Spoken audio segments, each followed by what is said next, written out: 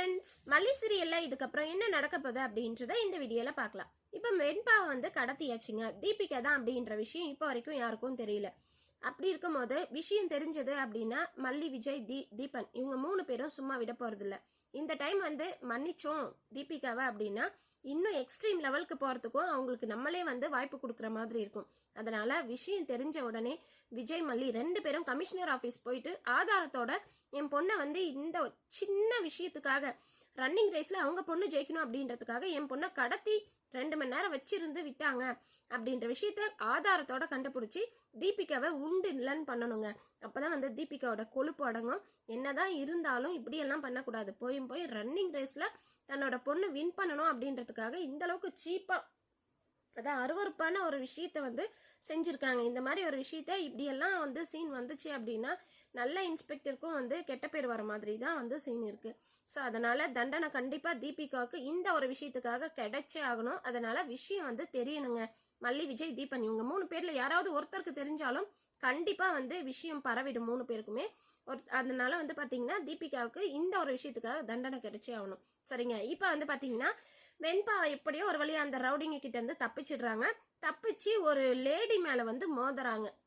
அவங்க வந்து உண்மையாவே நல்லவங்களா இல்ல கெட்டவங்களா அப்படின்ற விஷயம் வந்து தெரியாது நமக்கு. ஆனா அவங்க பேசுற பேச்செல்லாம் பார்த்தா அவங்களும் வந்து பசங்களை பிடிக்கிறவங்க மாதிரி தான் தெரியுது. என்ன பிரச்சனை உனக்கு அப்படின்னு கேக்குறாங்க. உடனே 2 ரவுடி பசங்க என்ன துரத்திட்டு வராங்க அப்படின்னு வெண்பா சொல்றாங்க. சரி வா, நம்ம முதல்ல இங்க இருந்து கிளம்பிடலாம் அப்படின்னு சொல்லிட்டு சொல்றாங்க. ஆட்டோ வருதும் ஆட்டோன்னு கூப்பிட்டு ஆட்டோல ஏறி போயிடுறாங்க. இன்னொரு பக்கம் வந்து போலீஸ் வந்து தேடிட்டு இருக்காங்க. போலீஸ் தேடிட்டு இருக்கும் போது அந்த கான்ஸ்டபிள் சார் அங்க பாருங்க அப்படின்னு சொல்லிட்டு ஷாக்கோட வந்து இந்த பக்கம் திரும்பி பார்க்க சொல்றாங்க. அவரும் வந்து பாக்குறாரு. அவங்க ரெண்டு பேரும் பாக்குறத பார்த்தா வெண்பாவை தான் பாக்குறாங்களோ அந்த லேடியோட சேர்த்து அப்படின்ற மாதிரி தான் தெரியுது.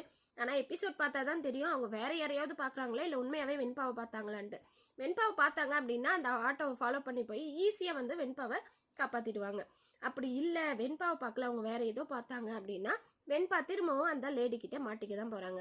அவங்க நல்லவங்களா இருந்தா வெண்பா வந்து ஃபோன் பண்ணி கொடுத்து ஃபோன் பேசி வந்து கூட்டிட்டு போயிடலாம்.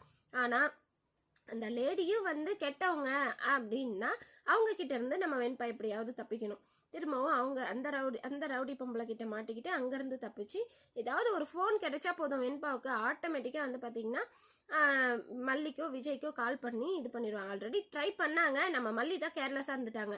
வெண்பா ஃபோன் பண்ணும்போது மல்லி வந்து அட்டன் பண்ணியிருந்தாங்க அப்படின்னா இந்நேரத்துக்கு மல்லி கூட இருந்திருப்பாங்க வெண்பா. அதுக்கப்புறமா பாக்குறாங்க அந்த அன்னோன் நம்பரை பார்த்துட்டு திரும்பவும் ஃபோன் பண்ணா ஸ்விட்ச் ஆஃப் அப்படின்னு சொல்லிட்டு வருது. தீபன் சொல்றாரு இது கண்டிப்பா வெண்பா சம்மந்தப்பட்ட காலம் இருக்க வாய்ப்பு இருக்கு அப்படின்னு சொல்லிட்டு திரும்ப ட்ரை பண்ணா ஸ்விட்ச் ஆஃப்னு வருது. ஸோ இதுக்கப்புறம் அந்த லேடி கிட்ட இருந்து தப்பிச்சு நம்ம வெண்பா வர போறாங்க.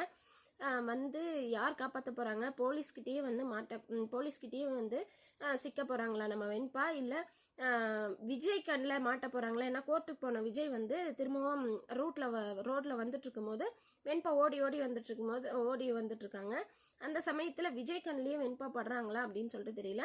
வெயிட் பண்ணி பார்க்கலாம் என்ன நடக்க போகுதுன்னு சொல்லிட்டு. இந்த வீடியோ உங்களுக்கு பிடிச்சிருந்தா லைக் பண்ணுங்க, ஷேர் பண்ணுங்க, சப்ஸ்கிரைப் பண்ணிக்கோங்க. ஓகே ஃப்ரெண்ட்ஸ், பாய்.